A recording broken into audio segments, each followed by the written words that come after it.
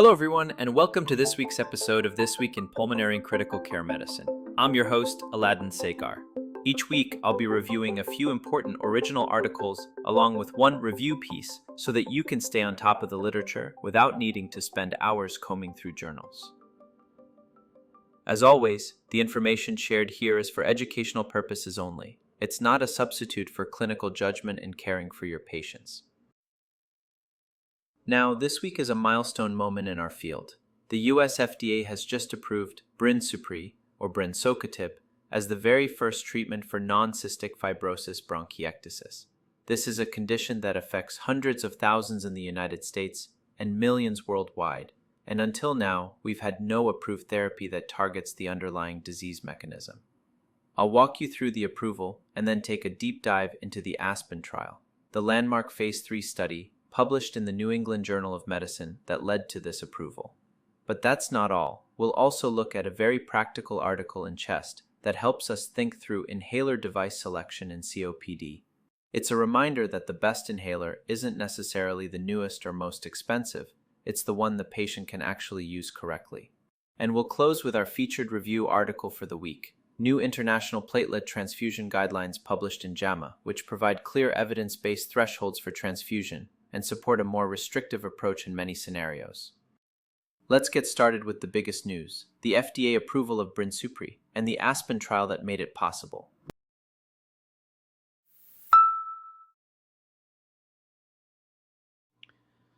On August 12, 2025, the FDA approved brensocatib, making it the first and only approved therapy for non-cystic fibrosis bronchiectasis. That is a landmark moment for our field. Think about it. Roughly 500,000 Americans live with this condition and millions more worldwide. Until now, our management toolbox was limited to airway clearance, antibiotics, and symptomatic control. We've had nothing that truly targeted the disease process itself. So what changed? Enter the Aspen trial, published in the New England Journal of Medicine earlier this year. Over 1,700 patients across 35 countries were randomized to brensocatib 10 milligrams, 25 milligrams, or placebo for a full year. The primary endpoint, the annualized rate of pulmonary exacerbations. And the results? They were clear. Exacerbation rate dropped to 1.02 per year with 10 milligrams, 1.04 with 25 milligrams, compared to 1.29 on placebo. That's a 21% and 19% relative reduction, both statistically significant. Time to first exacerbation was longer, with hazard ratios of 0.81 and 0.83. Nearly half of patients, 49%, remained exacerbation-free at 1 year, compared with just 40% on placebo. And importantly, lung function decline was slower. FEV1 fell by only 24 milliliters with 25 milligrams compared to 62 milliliters with placebo.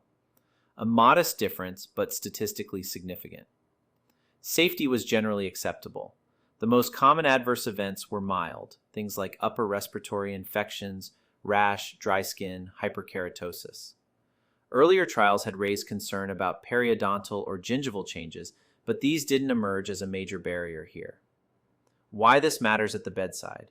For the first time, we have a therapy that directly targets neutrophilic inflammation through DPP1 inhibition, interrupting that vicious cycle of inflammation, infection, and airway damage.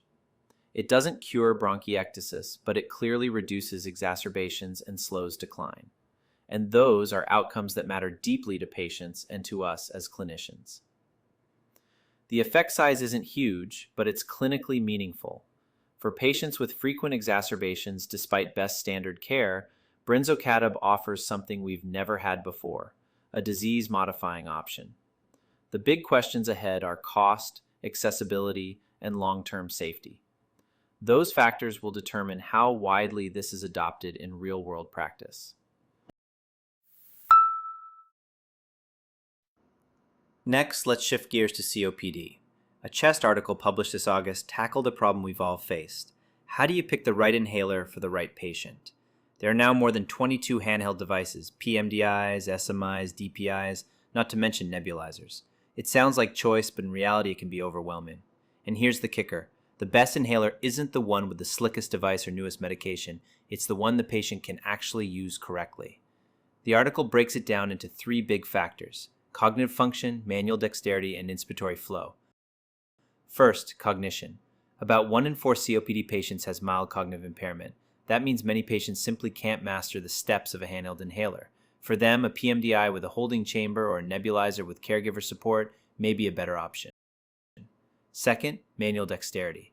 Arthritis, prior strokes, or neuromuscular disease can make it hard to handle devices, especially those requiring twisting or loading. If the hands don't work, the inhaler doesn't either.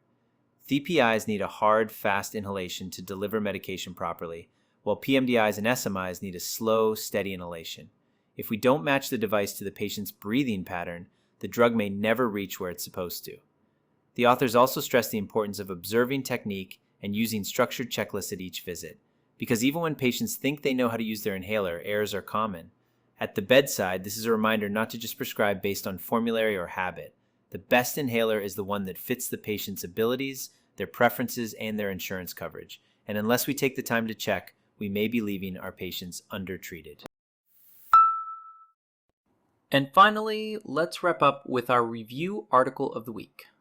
The new platelet transfusion guidelines published in JAMA in August 2025.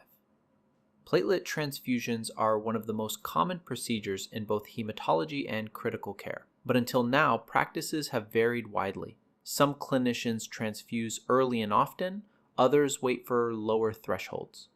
So this update gives us much needed clarity.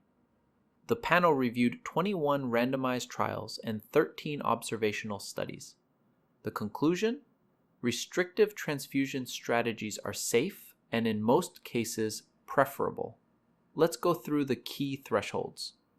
For hypoproliferative thrombocytopenia, like patients on chemo or post-stem cell transplant, transfuse if platelets are below 10. For neonates with consumptive thrombocytopenia, threshold is 25. For lumbar puncture, transfuse if platelets are under 20. For interventional radiology, less than 20 for low-risk procedures and less than 50 for high-risk procedures. For major non-neuraxial surgery, transfuse if platelets are under 50. For cardiac surgery without bleeding and intracranial hemorrhage with platelets above 100, no benefit from transfusion. The broader message is simple. Stop transfusing reflexively. Restrictive strategies reduce risks like transfusion reactions and volume overload, conserve platelet supply, and cut costs without increasing bleeding or mortality. At the bedside, this should reassure us that waiting in most cases is safe. Of course, context matters. Procedure type, active bleeding, and patient condition all play a role. But the days of better safe than sorry with liberal platelet transfusions are over. And that brings us to the end of this week's episode of This Week in Pulmonary and Critical Care Medicine. I hope this review helps you bring the evidence to the bedside in your own practice. Please remember this podcast is for educational purposes only and not a substitute for clinical judgment. If you found today's episode useful, subscribe, share it with colleagues, or leave a comment. I'll be back next week with more updates and another featured review article. Until then, take care, and let's keep bringing evidence to the bedside together.